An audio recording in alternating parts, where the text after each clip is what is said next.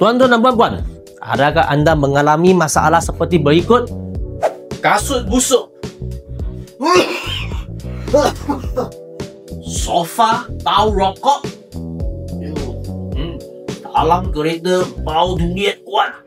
Jangan risau, hari ini David nak mengenalkan Vaccine Odor Repellent. Ramai orang sembuh pewangi, kononnya menutupkan bau. Tapi lepas 5 minit, bau busuk tu pulang balik. Vaksin ini tak ada bau, tapi dia kuat gila untuk melawan bakteria punca bau. Yang penting, kita dah buat lab test dan selamat disentuh kulit.